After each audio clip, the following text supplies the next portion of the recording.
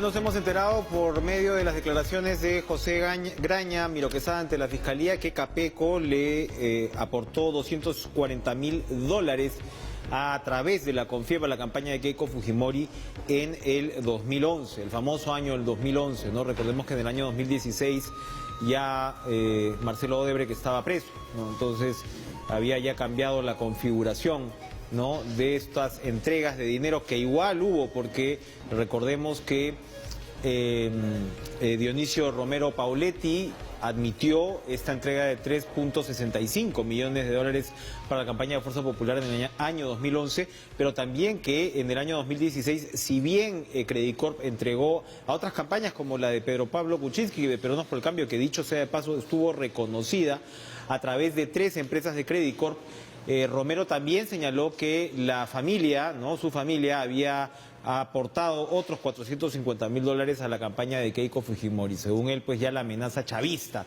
ya no era tanta, ¿no? Anoche hemos conversado con Ollantumala precisamente sobre lo que significaba esa supuesta amenaza. Y bueno, Vladimir Cerrón, líder de Perú Libre, ha señalado ahora que no caen los empresarios corruptos, ¿no? Caen los políticos, en todo caso, que reciben este dinero, pero no se llega hasta el fondo con los empresarios corruptos. Señor Cerrón, buenas noches, le damos la bienvenida, gracias por estar con nosotros. ¿Qué debe pasar con esos empresarios, como usted lo señala, corruptos? Buenas noches. Buenas noches. Un saludo a todo el Perú a través de este medio.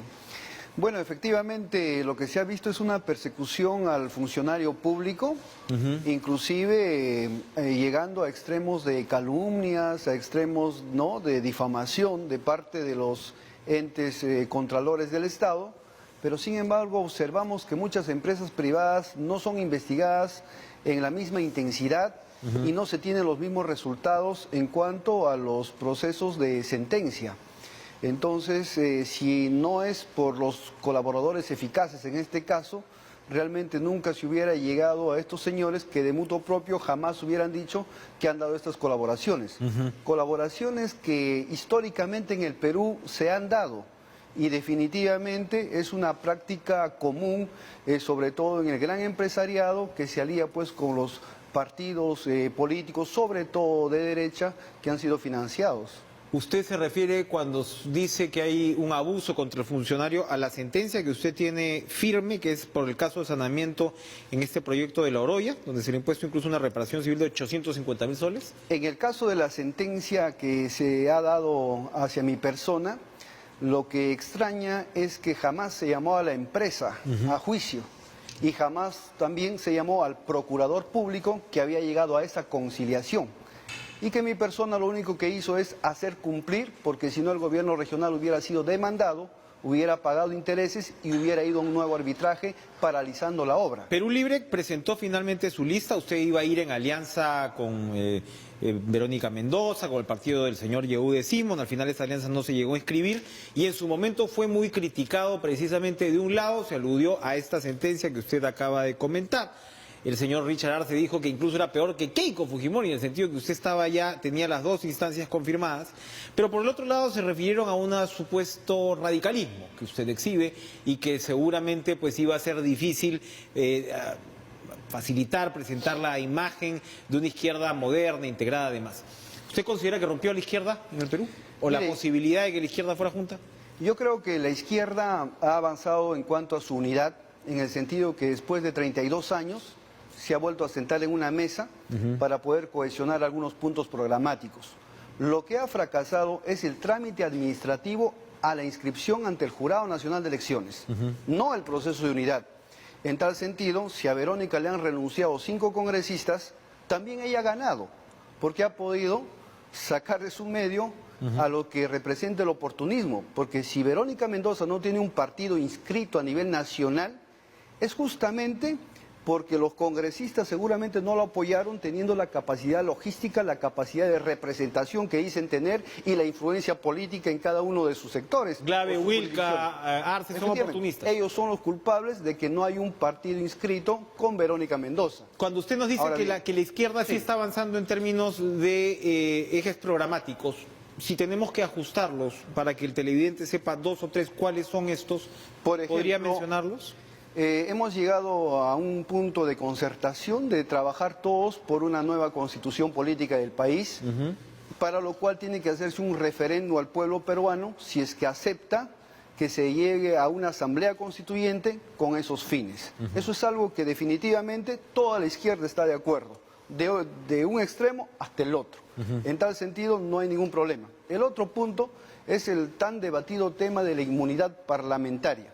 Pero no queremos quedarnos en la parlamentaria, sino también aquí hay inmunidad, por ejemplo, a los ministros, hay inmunidad a los jueces supremos, inmunidad a los fiscales supremos, que también obviamente no debe ser, porque la inmunidad se ha creado para los representantes del pueblo que van al Parlamento y luchan prácticamente contra la patronal que es el Estado, pero hábilmente la gente del Estado se apropió también de la inmunidad y definitivamente debe retirarse, porque en democracia todos deben ser vulnerables a la investigación. Asamblea Constituyente que incluiría ¿qué modelo económico?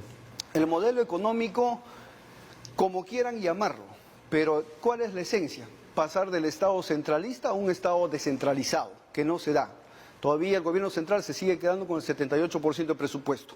Pasar del Estado, que solamente es veedor, a un Estado protector, a un Estado empresario, a un Estado que genere y propicie la industrialización del país. Pero si los gobiernos regionales sufren para ejecutar su gasto, ¿qué garantiza que vayan a ejecutarlo bien en este otro modelo? No hay ningún gobernador regional ni alcalde que no quiera gastar su presupuesto, sino se le impide gastar su presupuesto. Esto está totalmente calculado para el Estado, con los plazos que pone, con las impugnaciones que existe y todo esto atrasan siempre el inicio de una obra o al resolver algún conflicto. Por ejemplo, un arbitraje, en 3 años recién dan un laudo. En tal caso, el gobernador o el alcalde no puede gastar el dinero, y no es porque no quiera, sino porque el Estado ha convenido que así los plazos, porque si no fuera así, en julio todos habrían gastado su presupuesto y sería un gran problema para el Estado no tener más presupuesto que darles. La realidad es que van 4, al menos 4, creo yo, listas de izquierda, ¿no? La que usted no está entre los candidatos, ¿no? Me imagino que por esta situación legal, pero su lista la encabeza Isaac Humala. Hay otras figuras de izquierda conocidas como Manuel Benza Fluker, ¿no? En fin, Braulio Juan de Dios Grajeda Bellido está con el número 3, Dina Boluarte Segarra con el número 4, Augusto Lozanao Moscol con el número 5. ¿Por qué su lista la encabeza el señor Isaac Humala? Bueno, el señor Isaac Humala es una persona que siempre ha estado cercano al partido. Aparte que es una persona que ha luchado toda su vida y quizás no le han dado la oportunidad que se merezca para representarnos. Aparte que tiene la concepción clara de que la constitución política tenemos que cambiarla. Necesitamos gente decidida y convencida de esa tarea, al igual que el señor Manuel Benza Fluker, que también ha escrito un libro del cambio de la constitución, que quizás es el único que exista. Por tanto, la bancada de Perú Libre que puede entrar tiene esa misión prioritaria.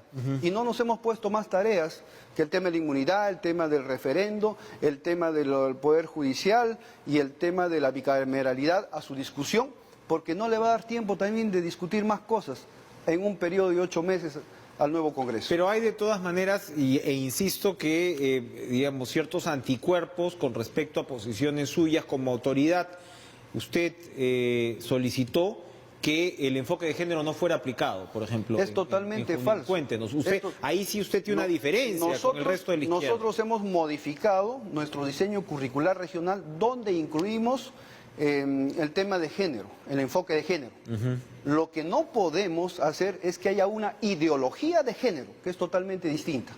Y lo que estaba presentando el gobierno en el currículo era ideología de género. Enfoque de género, es decir, la igualdad de oportunidades para los hombres, las mujeres. Con eso no tiene problema. No tenemos ningún problema. ¿Con qué tiene problema? Cuando usted dice ideología de género, ¿a qué se está refiriendo? Cuando se oriente un tema sistemático, metodológico, de querer hacer que la sociedad acepte nuevas posturas, ¿no? Cuando la sociedad todavía no está preparada y tiene que pasar un trance necesario en el cual lo acepte o lo rechace. Es decir, no se puede poner de facto las cosas. Nos referimos, por ejemplo, a la unión civil, por ejemplo, a la adopción de niños, a la adopción por parte de homosexuales, que nosotros siempre hemos estado en contra, no creemos que sea lo justo y no es lo que comúnmente se da en la vida. Es el tema de no exponer a los niños a ciertas opciones, y lo digo abiertamente, porque el niño hasta los 5 años es un aspirador de conocimientos. Entonces uno puede imponerle un patrón que no es acorde a lo tradicional, y si se quiere cambiar será en el tiempo y en un proceso. ¿En Bolivia se dio un golpe de Estado, según su... Se dio un golpe de Estado definitivamente, porque todo lo que ha ocurrido tras el supuesto fraude no ocurre de un momento a otro, ocurre y se da con una preparación anticipada.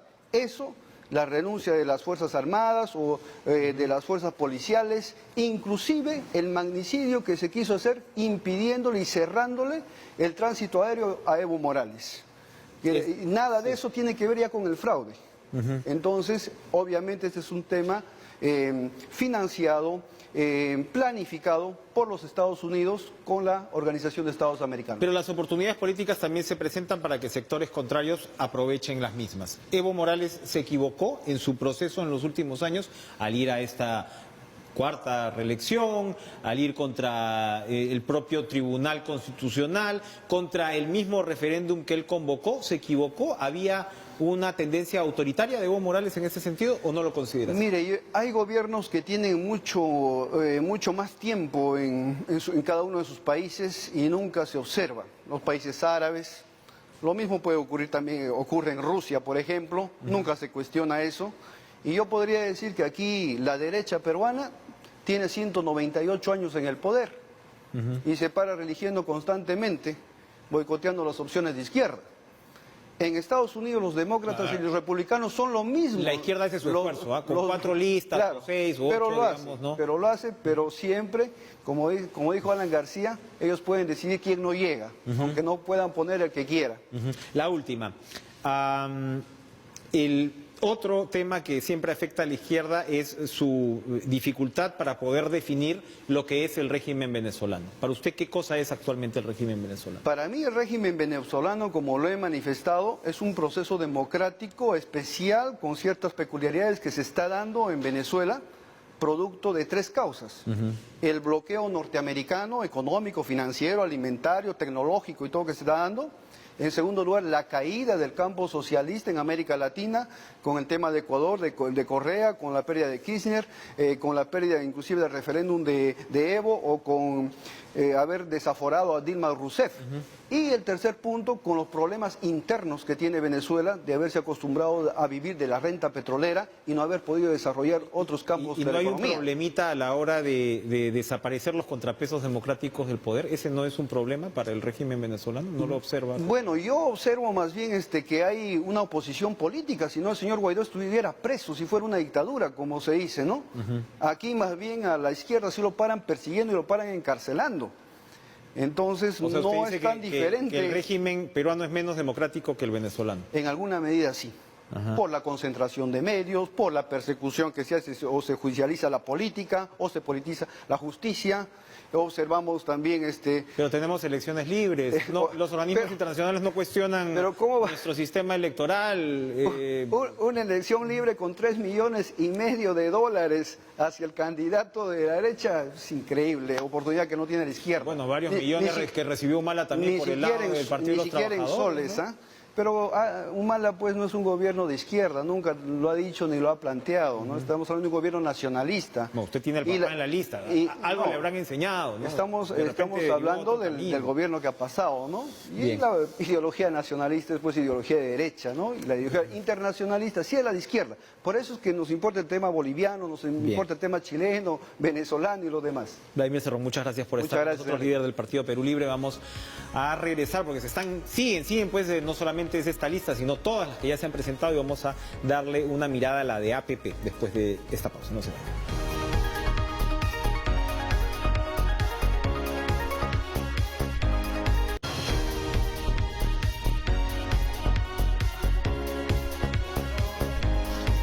Alianza para el Progreso es sin duda pues una de las organizaciones partidarias más importantes, ¿no? Del país. Tienen una representación en elecciones regionales, municipales importante, y han presentado también su lista, pero hay luces y sombras como en todo, porque Humberto Acuña no ha recibido una condena de 3 años de prisión suspendida. Si bien Han señalado algunos especialistas ahora en el noticiero que esto no impediría su candidatura, pues de todas maneras, como digo, podría echar algunas sombras en esta viada de una organización que, repito, tiene pues una capacidad importante. Luis Valdés es el secretario ejecutivo nacional de APP, se encuentra con nosotros esta noche para conversar precisamente de la lista que ya está cerrada. ¿Cómo está, Luis? Gracias por estar con nosotros. No, Enrique, muchas gracias por la invitación. Un saludo a todos nuestros hermanos peruanos y peruanas que siempre están esperando qué hace su clase política. Desde Alianza para el Progreso hemos emprendido un trabajo, un desafío de ayudar a renovar esa clase política, de devolverle la esperanza al Perú, a los peruanos. Y por eso hoy, justamente trabajando con el liderazgo del presidente César Acuña del partido, creemos que vamos a hacer un gran trabajo en el Parlamento de obtener la confianza de los peruanos. Humberto Acuña está yendo para Lambayeque. Está yendo por Lambayeque con el número 1. ¿Cuál es la posición del partido frente a esta situación de Bueno, somos respetuosos de la institucionalidad, de las leyes. Creemos que ese es un proceso que todavía debe resolverse. La instancia judicial debe pronunciarse al respecto.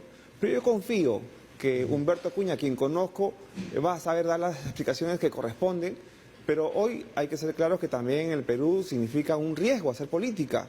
Nos ha tocado cuando hemos ido a buscar a los líderes de este país, a invitarlos a ser parte de este proceso de renovación de la clase política y hemos encontrado mucha resistencia y justamente esos son los riesgos. Pero yo confío que Humberto va a saber esclarecer este hecho que de todas maneras es significativo para nosotros, pero que debemos diferenciar los casos de corrupción que se han venido develando y justamente desde Alianza para el Progreso hemos reprochado ese tipo de accionar de la clase política y es por eso que hemos emprendido un proceso de renovación.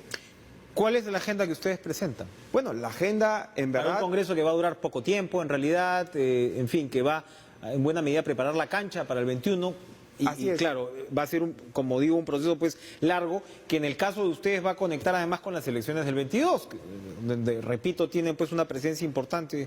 Mira, yo creo que este Congreso 2020 va a ser el más importante porque tiene bajo responsabilidad poner en agenda las grandes reformas del Perú. Creemos que la reforma política todavía no ha terminado. La eliminación de la inmunidad parlamentaria tiene que ser una realidad. Y es uno de los puntos fundamentales y ejes, digamos, rectores para luchar contra la corrupción. El otro punto que es muy importante y que tiene que ir en agenda hoy nacional, y para eso estamos invocando una reconciliación, no solamente en la clase política, sino también en los poderes del Estado, porque hoy hay pendiente el problema de la seguridad ciudadana. Hoy el peruano se ve en riesgo no solamente en la calle, sino en la puerta de su casa y nos pasa todos los días. Pero esos grandes problemas no se van a poder resolver si no se articula, no solamente la clase política, sino que aquellos que tienen el deber fundamental, el rol de protección del Estado y también los recursos para ejecutar y ejercer esa defensa. Hay un problema de la mujer, digamos que en Alianza para el Progreso nos preocupa. Hoy hay víctimas de violencia en todos lados y consideramos desde Alianza para el Progreso que no solamente basta con construir albergues, sino también que hay que darle oportunidad a las mujeres no violentadas, sobre todo víctimas de la violencia, para que puedan estudiar, puedan desarrollarse no solamente en la empresa privada, sino en el sector público. En otras palabras, hay que rescatar a las mujeres de las manos de la violencia, del agresor, pero con oportunidades. No es la solución los simples albergues. Y así como es la seguridad ciudadana, la protección a la mujer y las oportunidades también es igual de importante generar esa confianza y oportunidades para los emprendedores del Perú a través de la micro y pequeña empresa. El Estado tiene que ser promotor del desarrollo de la micro y pequeña empresa. El 95% de la economía la manejan y la mueve la micro y pequeña empresa. Entonces hay que darle las condiciones para que puedan actuar en igualdad de condiciones que la empresa grande, que la gran empresa. ¿Por qué? Porque son quienes sustentan nuestra economía en el país. Entonces son reformas importantes, además... ¿Y cómo hacemos para que paguen impuestos? No, y es que eso le corresponde al Ministerio de Economía y Finanzas en trabajo coordinado con el Poder Legislativo, y es por eso que desde Alianza para el Progreso vamos a tender los puentes, vamos a apoyar al gobierno del presidente Vizcarra. Queremos que salga bien del gobierno, dejando no solamente un buen recuerdo por la lucha contra la corrupción, sino también por promover desarrollo. No es posible que hoy, en pleno siglo XXI, todavía estemos postergados en tema de innovación, de tecnología. Por ejemplo, los gobiernos subnacionales padecen diariamente, digamos, de problemas no solamente logísticos, de recursos, sino también de la capacidad de entregarle al ciudadano una respuesta inmediata, y es por eso que vamos a impulsar lo que es el gobierno electrónico, darle la posibilidad al ciudadano y ciudadana que desde la comodidad de su casa, de su trabajo, Bien. puedan obtener una respuesta del Estado. Muy bien. Presidente. Ahora, usted me habla de renovación y en el caso de Lima, sí, pues claro, es complicado siempre la renovación porque uno pone a personajes de repente que no son tan conocidos, entonces no llaman la atención del electorado, no llaman la atención de los medios, pero por el otro lado, a veces en Alianza para el Progreso pareciera que las figuras que están por delante de toda esta organización que usted está describiendo, pues tampoco cargan mucha novedad. Tenemos a Omar Chejade, que ha sido vicepresidente de Humala, la señora Carmen Omonte, que fue ministra de Toledo y luego estuvo un tiempo con Keiko Fujimori, Daniel Córdoba, que fue un fugaz ministro de la producción durante este régimen de Vizcarra, señor Mesarina Ton, que tiene pues algunas, ha sido alcalde de Barranco, me parece, ¿no? Que ha tenido cuestionamientos. Ha llamado la atención el caso del señor Carlos Vela Barba, que va en el número 7, que claro, es hermano pues del fiscal, pero el señor no ha tenido experiencia política. La vez pasada yo lo escuchaba y él hablaba pues de que había tenido alguna experiencia en algún proceso de la Cruz Roja. Entiendo que el señor es geriatra. Entonces, ¿hay algo de arroz con mango en la lista de APP? Cuénteme. No, en lo absoluto. Yo creo que primero reconocer Alianza para el Progreso es el único partido que aquí en la lista de Lima ha podido encontrar una, digamos, equiparidad de género. Estamos llegando al 50% de hombres y 50% de mujeres. Es un mensaje claro. La política no solamente tiene que renovarse, sino también tiene que dársele oportunidades a los jóvenes y también a las mujeres que hoy, digamos, son víctimas de un abandono, digamos, de las políticas públicas, porque no vemos nada orientado a ello. Tú has mencionado algunos nombres, pero yo te menciono otro.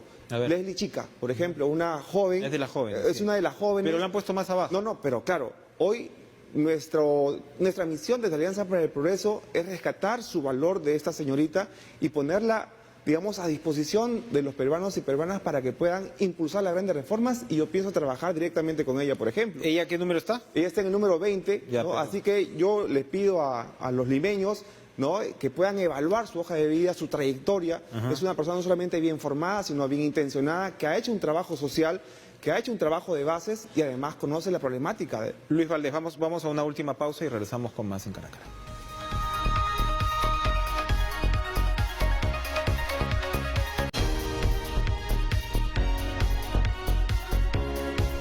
Una última reflexión, Luis Valdés, secretario general de APP. Usted señala que, bueno, quieren que este gobierno termine bien, ¿no?, que Vizcarra tenga un legado anticorrupción y demás, apoyarlo, en fin. No es el caso de otros partidos, ustedes tienen esa opción clara, pero no se vio esto tan claro en los últimos días del Congreso disuelto, ¿no? Ha salido la señora Espinosa, ha salido el partido Richard Acuña, nada menos, está también con un proceso disciplinario, creo todavía. Entonces había esta suerte en la percepción pública de indefinición de APP con respecto a cuál era el destino, y muchos dicen, bueno, al final pues llegó César Acuña, regresó a Europa como si no hubiera estado viendo las noticias previamente y ahí definió la línea y cortó las cabezas que tenía que cortar. Pero ¿qué pasó antes? ¿No hubo un mandato claro de por dónde debía ir APP? Pero por supuesto, hubo un mandato claro, y yo te invito a hacer memoria. El 20 de septiembre, 20 de agosto, Alianza para el Progreso emitió un comunicado público donde definió no solamente la línea directriz de Alianza para el Progreso en apoyar lo que fue el adelanto de elecciones, ¿no?, sino también de apoyar a que este gobierno tenga la legitimidad y también la posibilidad de gobernar a favor de todos los peruanos. Entonces, lo que se vio el 30 de septiembre es un hecho que hoy viene investigando, digamos, las instancias competentes, correspondientes de Alianza para el Progreso. Esperemos que pronto puedan tener una solución, pero hoy, bajo la dirección del presidente Acuña, estamos haciendo una renovación de Alianza para el Progreso, reconociendo, sí, algunos errores que se cometieron, pero eso no puede ser obvio y suficiente, digamos, para deslegitimar a los partidos políticos en el país. Tenemos que fortalecerlos, teniendo en cuenta que son la base de la democracia, y partiendo de lo que fue siempre la esencia de Alianza para el Progreso. Yo creo que Alianza para el Progreso estos años ha demostrado ser no solamente la piel de la población, sino entendemos muy claramente la frustración producto de cómo se ha venido gobernando el país. Y un tema muy importante, y que lo sabe muy bien el presidente Vizcarra, es el tema de la descentralización.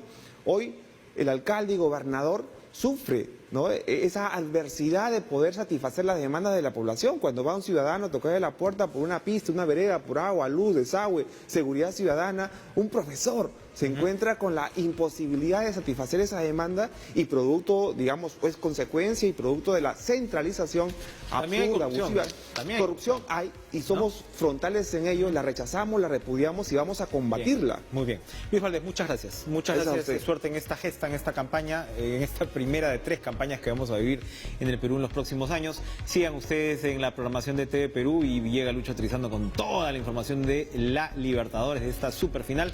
Nos reencontramos mañana. Buenas noches.